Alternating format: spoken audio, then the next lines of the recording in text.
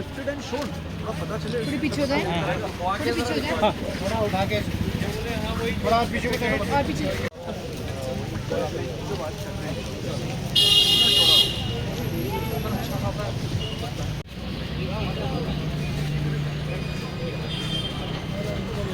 Uncle नहीं ये सब है, अंकल ही है भी साहब। ऐसे थोड़ा उधर को, बस ऐसे इधर देखो।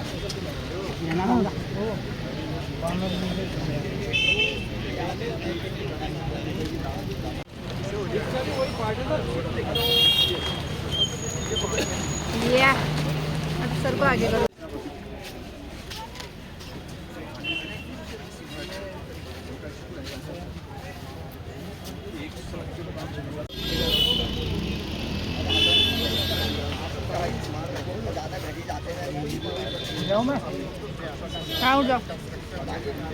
ऐसा नहीं कि पूरी लोअर मॉल रोड इस्तेमाल नहीं होगी, एक पोर्शन उसका इस्तेमाल हम नहीं कर पा रहे हैं, तो वो ऊपर से डाइवर्ट हो जाएगा, ट्रैफिक रेगुलेट करना पड़ेगा।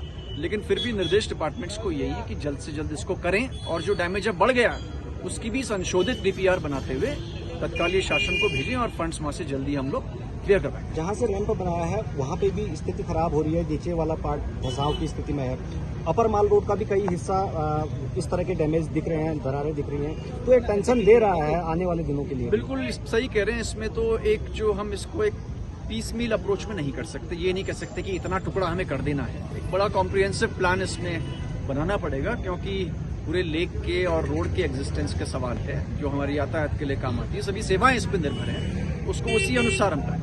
टूरिस्ट सीजन शुरू हो रहा है फेस्टिवल सीजन के साथ साथ, तो उनके दिमाग में भी ये है कि नैनीताल डेंजर है, इस तरह का एक मैसेज जा रहा है। नहीं, क्योंकि 18 में भी एक बार ऐसा हुआ था और ये धसा हुआ था, तो एक्चुअली एक टेम्पररी में समझता हूँ कि एक ऑब्स्टेकल आ गया है। लेकिन उसमें जहाँ तक टूरिज्म की बात है, ओवरऑल सेफ्टी की बात है, नैनीताल में एंट्री की बात है, उसमें किसी प्रकार की कोई दिक्कत नहीं। सर ओवरऑल कुमाऊं में अगर हम देखें, आपदा चूंकि पूरे प्रदेश में है, तो कुमाऊं में किस तरह का नुकसान हुआ है और किस तरह की अब तक क्या कुछ है? देखिए, मेजर जो हमारा नुकसान हुआ है वो तो रोड्स का ही हुआ है। बहुत सारे इलाके में वॉश आउट्स हुए हैं। मैदानी इलाकों में हमारा जो नदी के किनारे का इलाका है, जिसमें सड़क भी शामिल है और लोगों की निजी जमीनें भी शामिल हैं, कुछ फॉरेस्ट लैंड भी शामिल है, उसका नुकसान हुआ है।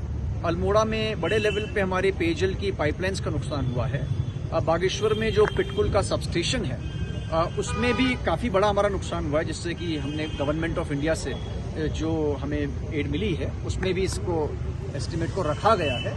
और बाकी जगह जहाँ पे आकलन बहुत डिटेल में नहीं बन पाए, उसको डीएम्स अपने स्तर से बनवा रहे हैं। और अभी प्रयास इसी बात का है कि जो सड़कें बार बार बंद हो रही हैं, क्योंकि अब इस बीच समझते हैं कि 20-21 सितंबर के बाद बारिश भी थोड़ा कम होगी, तो उसमें जल्दी हमारा ट्रांसपोर्ट जो है और कम्युनिकेशन लाइन्स हैं वो सुचारू हो जाए। ओवरऑल नैनीताल में भी संकट दिख रहा है, चारों तरफ पहाड़ियां गिर रही हैं, उनका ट्रीटमेंट काम होना है, क्योंकि किया है जो लोअर माल रोड है काफी जगहों पर स्पॉट दिख रहे हैं, तो क्या कार्रवाई करने को कहा है और किस तरह से इसका ट्रीटमेंट वर्क होगा? देखिए, टोटल जो लोअर मॉल रोड की लेंथ है, इसमें 190 मीटर ऐसी है जिसमें कि किसी न किसी प्रकार का धसाव हो रहा है। अभी जो स्ट्रेच हमने देखी उसमें काफी ज्यादा हो गया है, कुछ में थोड़ा कम है। पूर्व में जो जियोलॉजिकल स्टडीज यहाँ पे हुई हैं, उससे ये पता चलता है कि जो लोअर मॉल रोड है डिपॉजिट्स पे बनी हुई है। इसको डिपॉजिट्स को आप ये मान लें कि ऊपर से कभी किसी जमाने में मलबा आया होगा, उसी के ऊपर रोड बनी हुई है। और जो इस मलबे की डेप्थ है 80 मीटर के आसपास बताई गई है, यानी कि इस पूरे इलाके में पत्थर कहीं नहीं है, तो मलबे पे टिका हुआ है। दूसरी बात, जो लेक की पेरिफेरी है, यानी कि जहाँ पे लेक का पानी सड़क को टच करता है, इसके अलोंग पूरे में एक दीवार थी जो कि काफी पहले बनी होगी, कुछ जगहों पर रिपेयर भी हुई है, लेकिन अधिकांश रिकॉर्ड्स के हिसाब से ब्रिटिश पीरियड की होगी। उसमें मल्टीपल जगहों पे टूट फूट हो गई है और लेक का पानी परकोलेट होके सीधे सड़क को टच कर रहा है और डैमेजेस हो रहे हैं। तो दो तरह के काम होने हैं इसमें। एक तो इरिगेशन डिपार्टमेंट इसमें डिजास्टर मिटिगेशन में फंड्स इस बात के मांगेगा डीपीआर बनाते हुए कि जो पेरिफेरी है इसकी पूरी नए सिरे से बने और इसकी मरम्मत है। पीडब्ल्यूडी को ये देखना है कि यातायात कैसे चलाना है।